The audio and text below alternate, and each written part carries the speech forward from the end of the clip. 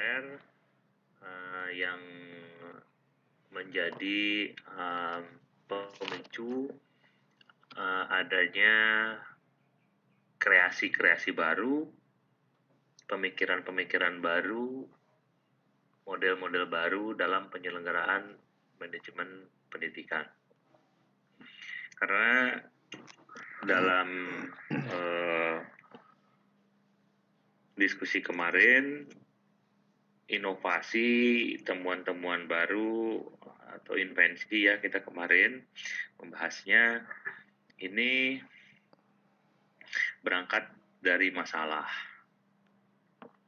Ya, berangkat dari masalah yang dihadapi oleh dunia pendidikan pada umumnya.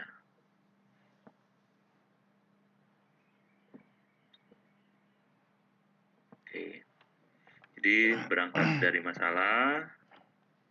Ini mohon maaf ya, trouble ternyata. Oke.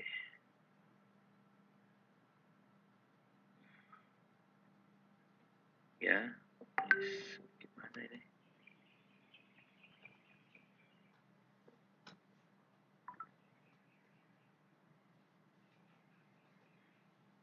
Masalah itu macam-macam ya yang dihadapi, bisa masalah sosial, ekonomi, politik, ya, dan lain-lain.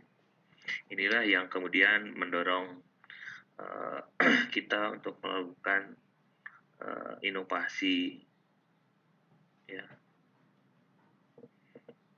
Inovasi inilah yang mendorong terjadinya praktek-praktek kontemporer, ya.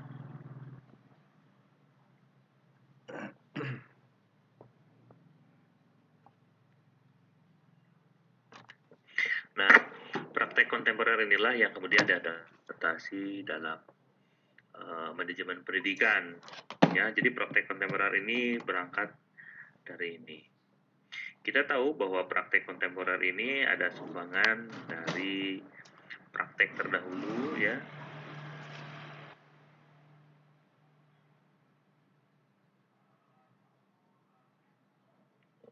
Praktek terdahulu atau dari juga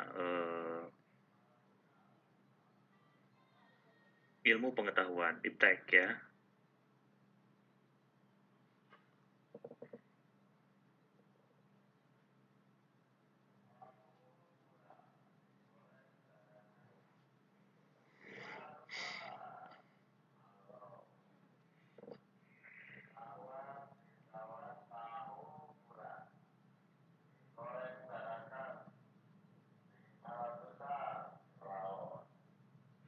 Jadi istilah iptek itu singkatan ya Senghong, Science and Technology, ya. Iptek, ilmu pengetahuan dan teknologi, ya mungkin rada asing.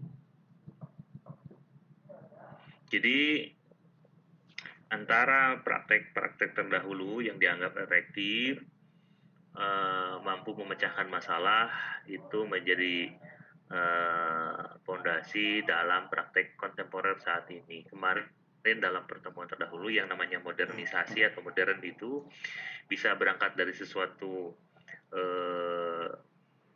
yang lama, kemudian diadaptasi pada masalah yang dihadapi sekarang dengan beberapa modifikasi atau digabungan atau eklektik gitu ya dari beberapa praktek yang terdahulu.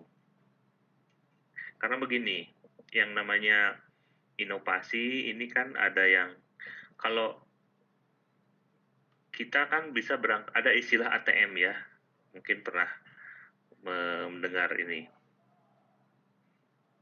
Dari amati, tiru, lalu modifikasi. Nah, inilah ujungnya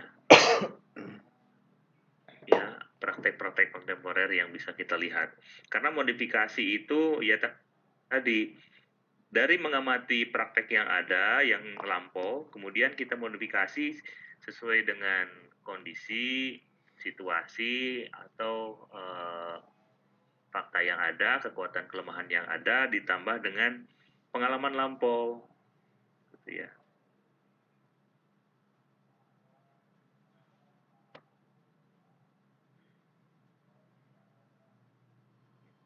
Teori-teori yang ada, ini teori ya, teori-teori atau hasil-hasil penelitian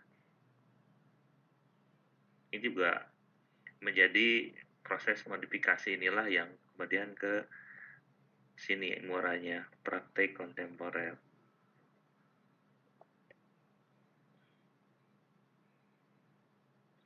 Nah, seperti itu. Modifikasi ini nanti ya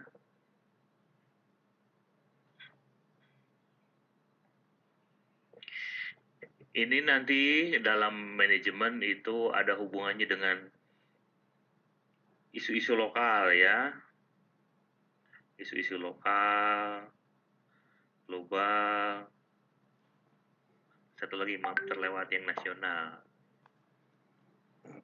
Konteksnya ini mempengaruhi proses modifikasi ini. Di Manokwari ada masalah seperti ini. Lalu selesaikan dengan model atau cara tertentu. Tiba-tiba misalnya ada teman atau instansi dari Kabupaten Asmat menghadapi masalah yang sama pernah dihadapi oleh Kabupaten Manokwari. Ini kan isunya isu lokal, lalu diadaptasilah oleh pemerintah Kabupaten Asmat. Ya, diadaptasi dengan beberapa modifikasi.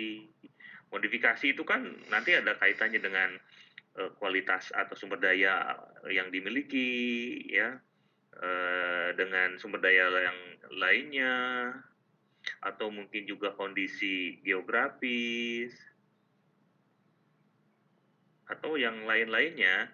Nah, inilah yang kemudian menentukan modifikasi apa yang perlu disesuaikan atau dilakukan. Jadi tidak semua apa yang dilakukan plok semua dilakukan di Asmat. Apa yang terjadi di Padang atau apa yang terjadi di Tangerang atau yang terjadi di Aceh atau terjadi di Gunung Kidul lalu diadaptasi saja 100% di satu tempat misalnya karena sudah berhasil dilakukan di sana. Tidak bisa, kita lihat ini dulu. Ya. Nah, itu modifikasi ini. Nah, karena begini ya, isu-isu kontemporer dalam dunia manajemen pendidikan ya yang namanya isu lokal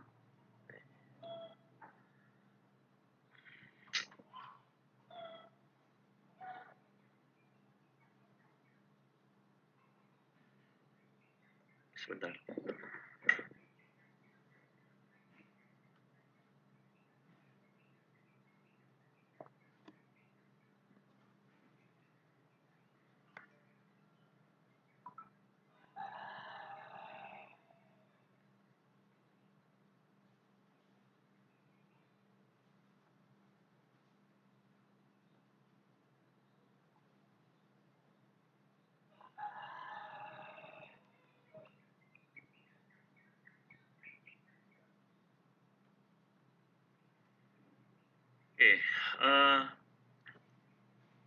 Antara isu-isu yang terjadi di suatu tempat lokal ya,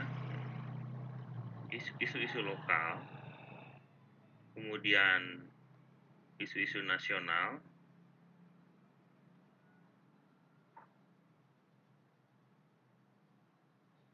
dan global. Mungkin gambarnya bukan seperti ini ya, maaf. Lokal, nasional, global. Nah, ini saling berkaitan.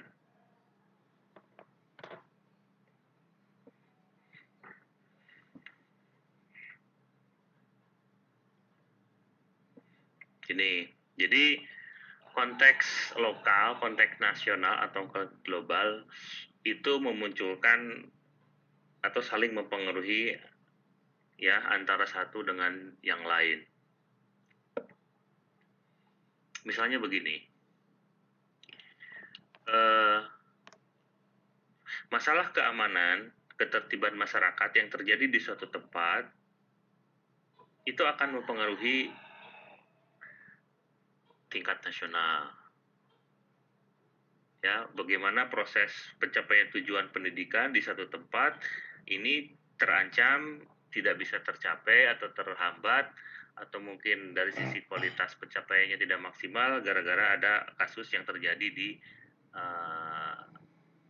satu tempat di daerah tertentu.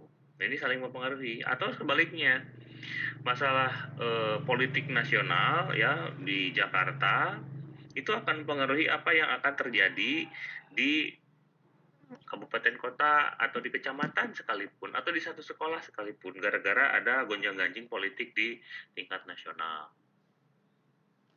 Apalagi misalnya di sini ya, isu-isu global yang terjadi saat ini, misalnya masalah pirasi ya, atau masalah apa itu, kejahatan transnasional ya, sudah tidak bisa lagi bahwa apa yang terjadi di negara lain itu tidak akan ada pengaruhnya ke kita. Jangan beranggapan begitu. Sekarang itu kejahatan-kejahatan sudah transnasional,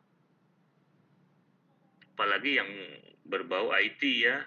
Kita tahu bahwa kita menjadi salah satu subjek maupun objek dari kejahatan-kejahatan internasional. Pelakunya bisa dari mana saja, atau mungkin kita pun begitu. Penjahat-penjahat yang beroperasi, yang ada di Indonesia, itu operasinya dia ada di negara lain, tapi dia tinggal di sini. Atau sebaliknya, penjahat di luar negeri dia tinggal di sana, tapi dia beroperasinya di Indonesia. Misalnya, terkait dengan pendidikan, masalah jual beli ijazah. Jangan dipikir bahwa dulu pernah rame-rame orang bisa kuliah di negara sana, prosesnya mudah dan lain-lain. Akhirnya banyak yang kemudian di akhir-akhir, oh ini terindikasikan penipuan, ya dapat gelar MSc, MA dan lain-lain. Kuliahnya hanya cukup dengan mengirim email 1, 2, 3 kali, lalu mengirimkan sejumlah uang, beberapa bulan kemudian dapat gelar MSc, MA, MED, bahkan PhD sekalipun.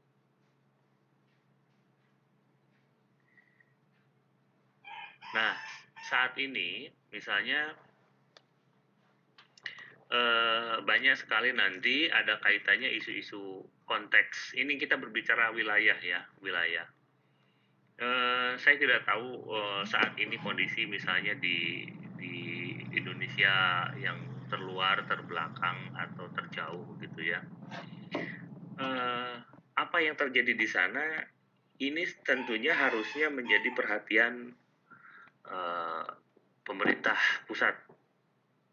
Saya masih ingat tahun berapa ya, 2008 kalau tidak salah ya, tahun 2008 itu saya berkunjung ada sesuatu yang harus saya kerjakan di salah satu provinsi ya, saya sebut saja misalnya di Puncak Jaya, di Kaimana, Yahukimo, kemudian termasuk tadi yang saya sampaikan di Asmat. Ini isu-isu lokal terkait dengan kualitas pendidikan itu akan berdampak pada isu nasional. Misalnya begini, taruhlah misalnya ini ada bukan IPM,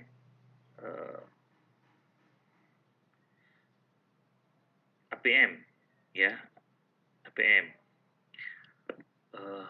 APM itu angka partisipasi murni.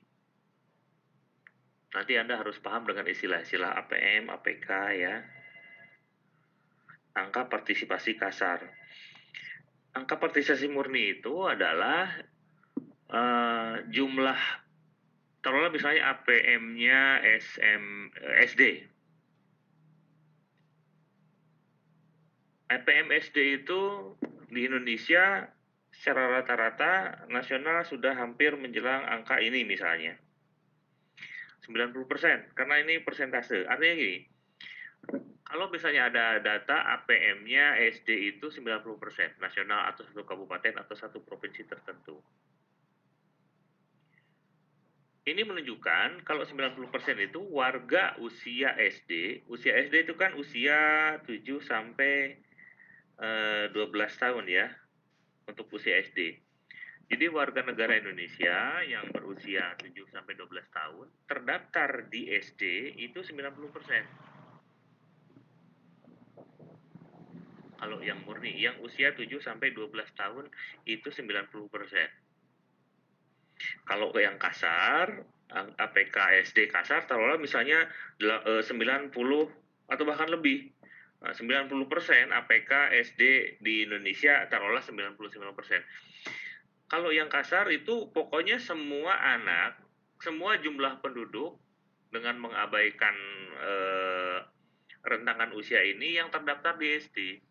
Jadi yang mungkin 6 tahun sudah masuk sekolah SD, yang sudah lebih dari 12 tahun masuk di SD, itu ikut dihitung. Makanya persentasenya bahkan bisa lebih dari 100%. Ya.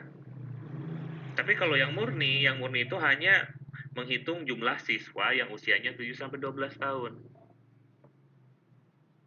Saya tidak tahu kasus misalnya Nelson di Merauke, adakah anak-anak SD yang usianya lebih dari usia 12 tahun?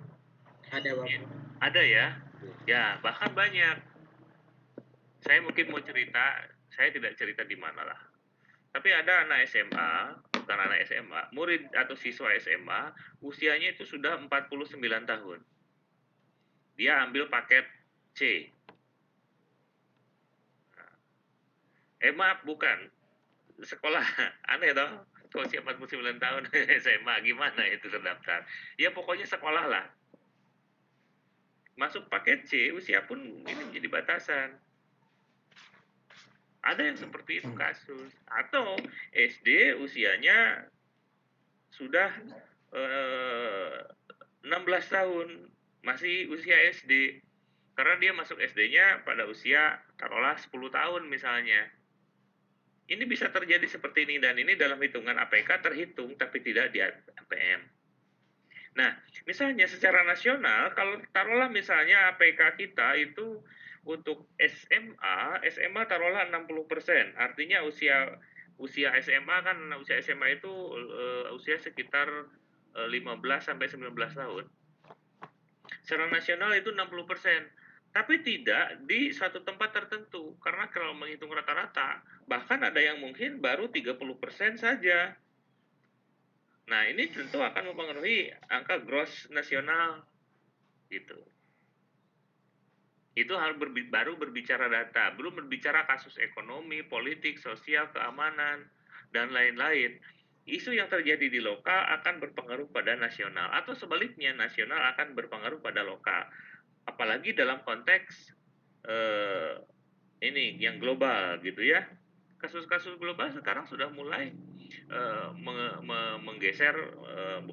mempengaruhi apa yang terjadi di nasional dan lokal. Ini saya contohkan misalnya isu-isu global ya di perguruan tinggi. Oh iya. Salah satunya adalah masalah kayak punya aku murah. 28.000 akreditasi. Di itu. Secara global, kasus atau masalah akreditasi untuk perguruan tinggi itu menjadi sampai ke pemeringkatan ya. 28.000 tuh, gede banget. Lihat tuh ada kotaknya di. Itu masuk sampai ke tingkat nasional. Ada orang.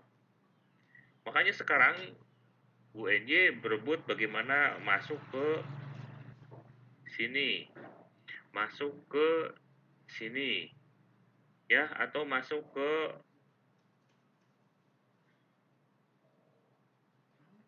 coba aja. lagi for ICU. Ini adalah isu global. Yang ini, yang Time Higher Education Series itu adalah pemeringkatan, ya. Dulunya sih di awalnya oleh majalah Times. UNJ sekarang punya target untuk 2025 itu masuk sampai dengan 400 ranking tingkat internasional. Kita sekarang sudah di Asia, sudah masuk di sini antara 400 sampai 500. Kita ada di rentang ini. World University Ranking. Ini juga menjadi salah satu kejaran kita. Webometric for ICU.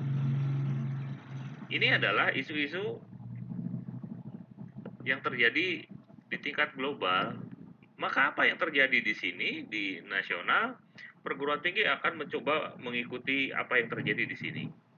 Sehingga nanti larinya, ini kan banyak standar-standar Time Higher Education Series itu apa yang dinilai, itu yang dikejar dalam aktivitas penyelenggaraan perguruan tinggi di Indonesia. Misalnya terkait dengan mobilitas SDM. Sekarang berlomba-lomba dosen-dosen di UNY ini gimana caranya dia menjadi dosen tamu di luar negeri, atau mungkin bahkan join atau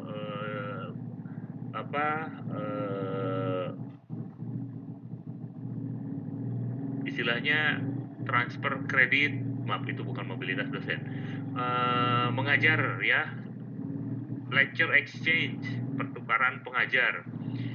Prodi A dosennya mengirim ke prodi B di luar negeri. Itulah yang kemudian berlomba-lomba seperti itu. Lalu joint research, joint publication, termasuk transfer kredit. Suatu saat nanti mungkin mahasiswa MP sekian SKS akan ngambil di perguruan tinggi di luar negeri. Gara-gara ini. Ya, gara-gara ini. Ya. Nah, inilah yang sedang dihadapi oleh dunia pendidikan tinggi, salah satunya yang terkait dengan masalah pengelolaan akademik. Belum lagi dalam pengelolaan pembiayaan. Halo, gimana Pak? Saya sudah ngajar ya? Oh, ya nanti tak kabari. Oke, terima kasih. Salam. Dalam manajemen sumber daya.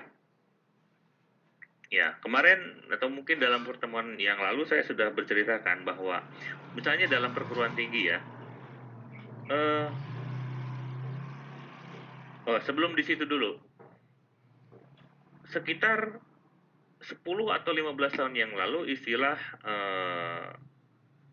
new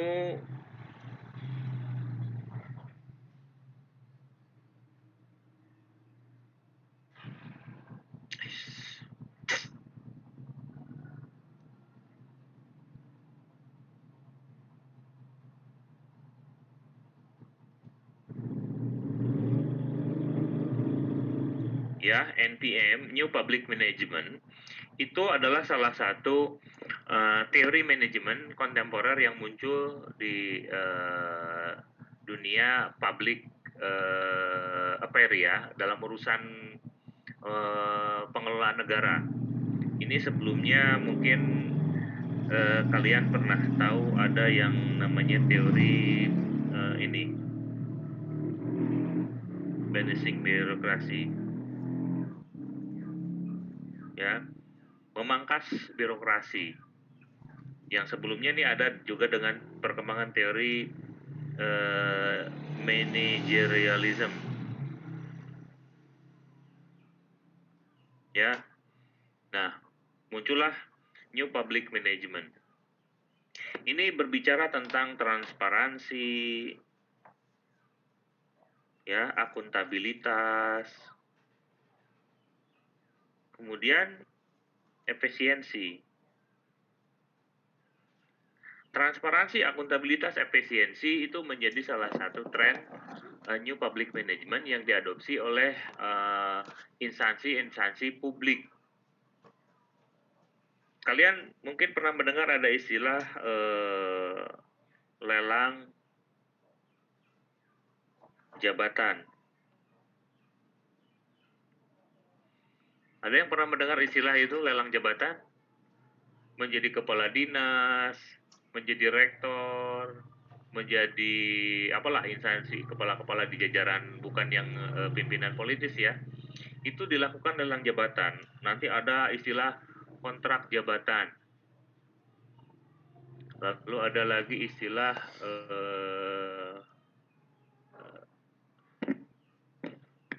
SKP. Ini adalah bentuk-bentuk New Public Management. Ya, transparansi, akuntabilitas, efisiensi. Mungkin pernah mendengar ada istilah LAKIP. Ini adalah penerapan dari ini, ya, penerapan dari ini. Public Management. Ada lagi BPK dengan teknik pelaporan. Ada LHKPN ya yang digagas oleh KPK. Ini adalah salah satu bentuk dari bagaimana New Public Management itu diaplikasikan, termasuk di dalam dunia pendidikan tinggi terutama. Apa? Ini ada istilah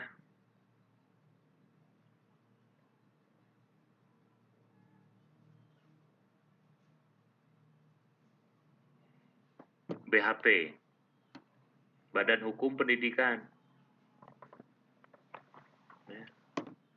Dulu ada undang-undangnya yang nampaknya sekarang mati suri karena banyak dikritik oleh masyarakat, termasuk kemudian naik ke tingkat legislasi ya, badan di DPR sana, Badan Hukum Pendidikan, bahkan ada undang-undangnya kan.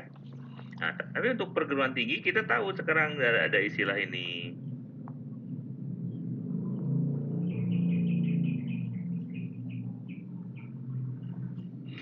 Termasuk di instansi pemerintah lainnya pun istilah BLU, PTNBH itu juga ada. Ya. Pernah mendengar istilah UPTD kan? Nanti larinya ke sini. SMA, SMK jadi BLU. Puskesmas jadi BLU. Apa bedanya BLU dengan PTNBH? Lalu ada satu lagi istilahnya ini. Satker, Satuan Kerja. Ini semua masih pemerintah yang melakukan dan mengatur. Ini lembaga itu yang mengatur sendiri dan ini diberi kebebasan lebih luas lagi daripada BLU. Nah, ini adalah praktek-praktek manajemen kelembagaan kontemporer saat ini yang kalian harus tahu. Ya. Jadi kalau misalnya dulu waktu S1 perguruan tinggi pengelolaannya seperti ini, begitu sekarang S2 begini ya. Kamu mendengar ada istilah ini ya, PNBP. Ini adalah satu bentuk dari perubahan dari New Public Management itu. Perguruan tinggi, rumah sakit, puskesmas, instansi apa lain, semua akan mengejar ini. Apa itu PNBP? Penerimaan bukan pajak. Ya, bisa didapatkan dari retribusi, gitu kan, jasa, atau jasa macam-macam nanti jasa itu. Sewa, jual beli, dan lain-lain. Contoh UNJ punya hotel UNJ. Ya, itu salah satu contoh dari diimplementasikannya ini, kebijakan ini.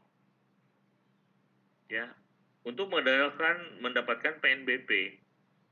PNBP salah satunya ya mungkin dari SPP mahasiswa atau UKT kalau di S1. Itu masuk ke PNBP, pendapatan penerimaan bukan pajak. Kalau dulu penerimaan SPP dan lain-lain itu disetor ke Kementerian Keuangan. Ya, ke kementerian. Nanti dimasukkan lagi ke anggaran APBN untuk membiayai perguruan tinggi. Kalau sekarang, misalnya di UNJ, PTNBH, sama dengan ini, pendapatan yang didapat dari masyarakat langsung itu disimpan di UNJ, disimpan di perguruan tinggi, kemudian dikelola. Lalu ke kementerian hanya melaporkan saja.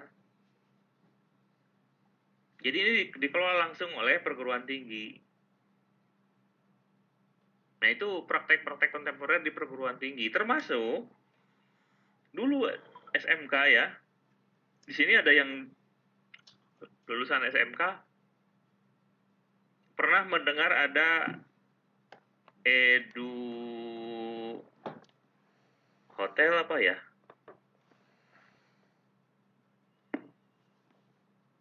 Yang mungkin SMK pariwisata itu praktikumnya di sini. Ini di bawah pengelolaan SMK biasanya.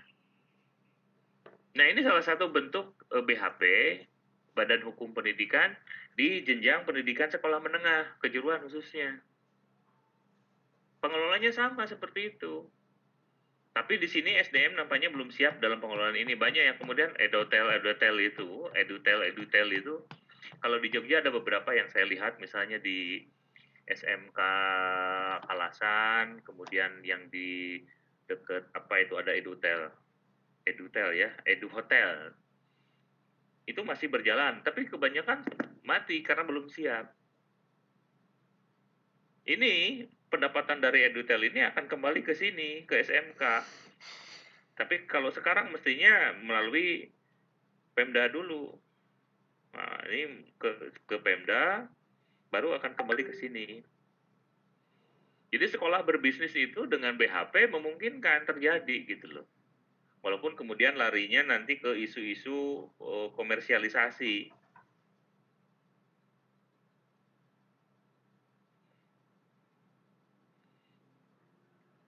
Ya, aset-aset pendidikan. Punya lapang disewakan, punya gedung aula disewakan untuk manten dan itu boleh sebenarnya. Hanya yang terjadi kadang-kadang begini, ketika siswanya mau praktek di aula, mau menggunakan aula, ternyata tidak bisa. Kenapa? Sedang digunakan untuk mantenan. Nah, ini yang sering atau pernah terjadi di banyak tempat. Atau mahasiswa harus bayar uang sewa. Seperti itu. Coba Anda kalau masuk ke UGM bawa kendaraan atau ke IPB, bawa kendaraan kena cas parkir, ya. Anda ke IPB, mahasiswa bayar parkir. Nah, untuk mengejar ini tadi.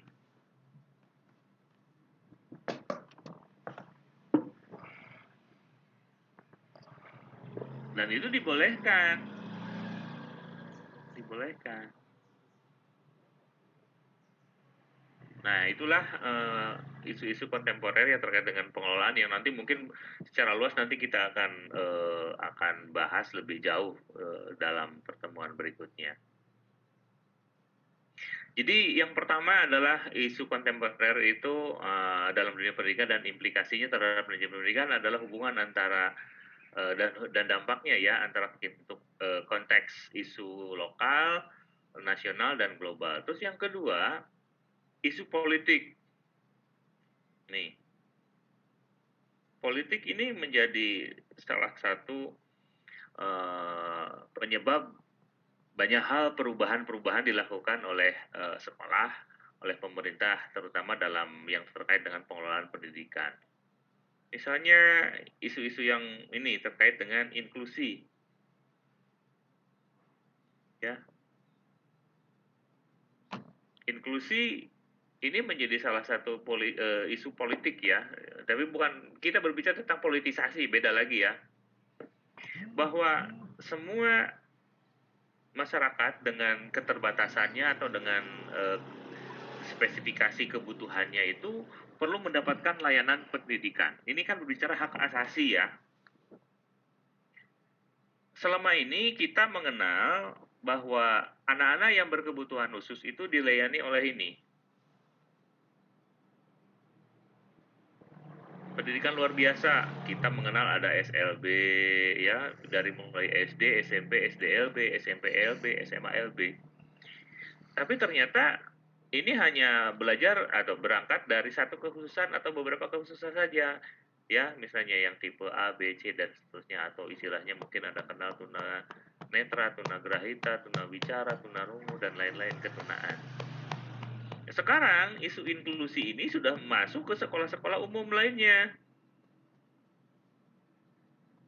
sekolah umum.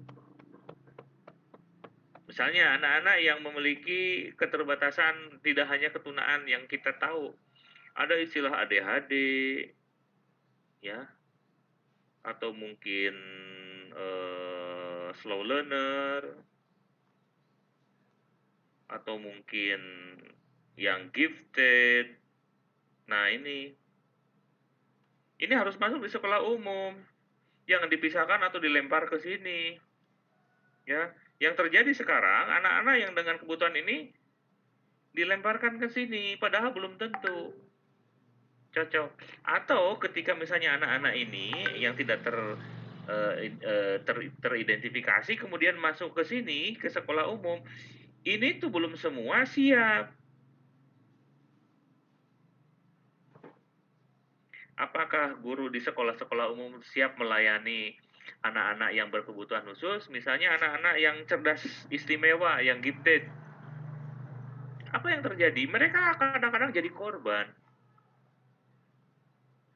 Ya, bahkan kalian mungkin pernah mendengar cerita bagaimana Thomas Alva Edison itu dicap anak yang bodoh oleh gurunya. Gara-gara apa? Dia masuk ke sekolah umum padahal dia anak gifted. Ya, atau kalian pernah nonton filmnya apa itu yang anak laki-laki, saya lupa, ada film serial itu, ya, dia anak pintar IQ-nya 200 sekian masuk di sekolah SD biasa, sama dia bahkan jadi bahan cemoohan, bulian, dan dianggap gurunya itu anak bodoh. Bukan itu padahal. Gara-gara apa? Pendekatan yang dilakukan gurunya tidak sesuai dengan karakteristik si anak. Ya, ini berbicara tentang ini, kesiapan. Ya. Nah, itu kemudian menjadi isu politik nasional, makanya sekarang ada istilah sekolah-sekolah inklusi. Wajib semua sekolah itu inklusi, menerima anak dengan berbagai latar belakang, mau ekonomi, gender, ekonomi sosial, dan lain-lain. Masuk di sekolah silahkan. Nah, yang kasihan sekarang guru-gurunya dan termasuk sekolah-sekolah ini, SLB.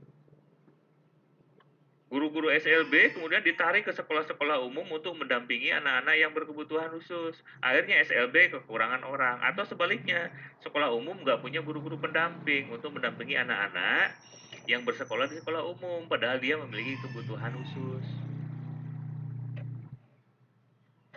Nah, ini praktek ini sudah mulai berjalan ya. Jogja salah satunya pemelopor sekolah ini. Saya punya alumni, dia menjadi kepala sekolah di sekolah inklusi di Yogyakarta. Dia cerita anak kelas 1 SD itu jumlahnya 2 rombel itu 63 anak.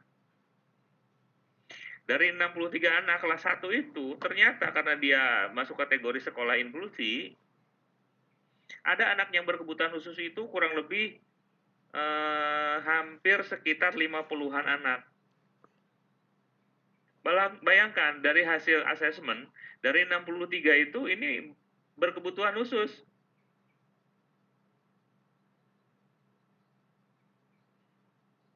Padahal ini bukan SLB, tapi sekolah umum. Dan sekolah itu tidak punya yang namanya guru yang disiapkan untuk menangani anak-anak berkebutuhan khusus. Dan ini berkebutuhan khusus itu macam-macam. Ya, ada yang disleksia,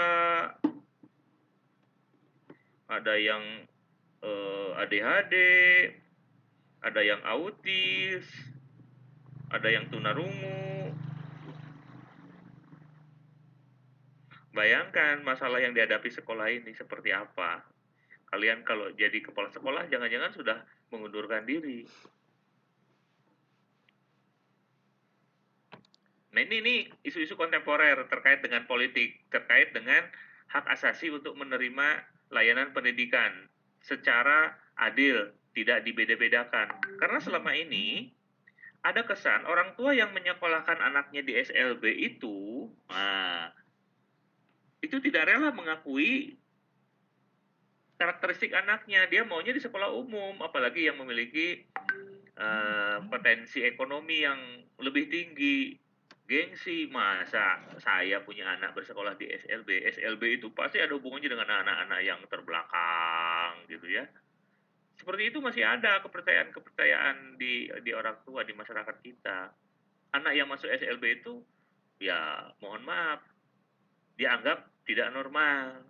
Padahal bentuk ketidaknormalan dan kenormalan zaman sekarang itu sudah sangat luas sekali spektrumnya. Di antara kelas ini, ada yang mau ngaku buta warna parsial nggak? Oh Pak, ketahuannya setelah mau masuk kuliah karena dites. Waktu SD gimana? Atau misalnya siapa yang pakai kacamata ketika masuk kelas SD? Siapa yang dari sejak SD kelas 1 atau kelas 2 pakai kacamata? Ada nggak?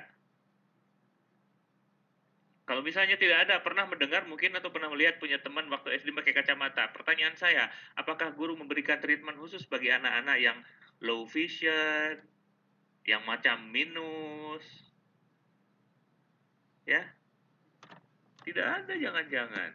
Nah, kenapa? Mereka tidak disiapkan untuk yang begitu-begitu. Yang namanya sekolah inklusi itu, ya, tidak hanya berbicara tentang tunarungu atau anak-anak yang lain, termasuk keterbatasan fisik lainnya, bahkan mental, bahkan ekonomi, bahkan gender gitu loh. Harus inklusi. Inklusi itu memuat semua. Tidak khusus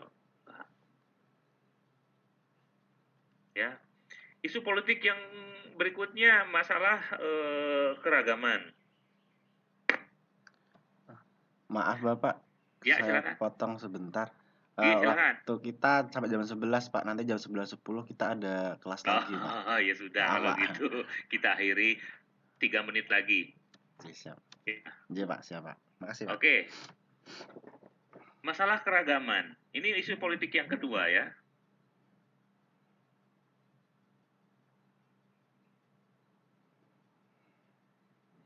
Kasus di Padang, anak SMA. Pernah mendengar itu ya? Pernah Pak. Atau mungkin di Bali, atau mungkin kapan itu di Papua, seingat saya. Inilah yang menjadi salah satu ekses pendidikan di kita tuh berjalan di tempat hanya gara-gara itu.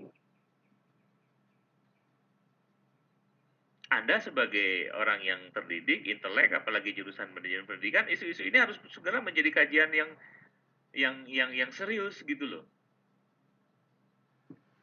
Kasus di Padang, kasus di Papua, kasus di Bali, ini di sini berangkatnya dan menjadi politik dari yang lokal terjadi di Padang sampai kemudian lari ke Jakarta. Dari Jakarta muncul di CNN, ya, muncul di Al Jazeera, sudah menjadi konsumsi politik internasional.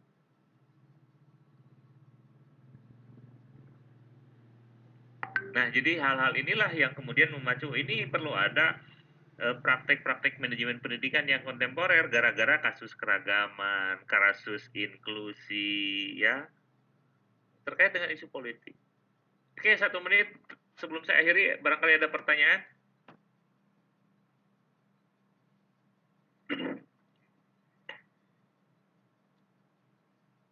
Baik, kalau tidak ada, masih kita lanjutkan di minggu depan ya. Tapi memang begini,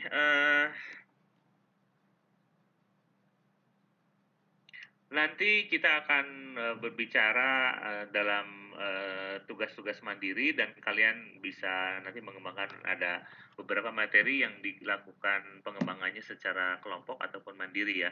Dan nanti akan saya sampaikan pada pertemuan mendatang. Baik, kalau tidak ada pertanyaan, mari kita akhiri. Tadi kita awali tidak berdoa ya, semoga Anda sudah berdoa sebelumnya. Kita akhiri dengan berdoa menurut agama dan keyakinan kita masing-masing. Berdoa dipersilahkan. Alhamdulillah. Baik, terima kasih. Selamat kuliah lagi atau selamat beraktivitas lainnya. Sampai jumpa di pertemuan yang akan datang. Terima kasih, selamat siang. Assalamualaikum warahmatullahi wabarakatuh. Waalaikumsalam warahmatullahi wabarakatuh. Salam. Terima kasih Bapak. Terima kasih Bapak. Oke. Terima kasih Bapak.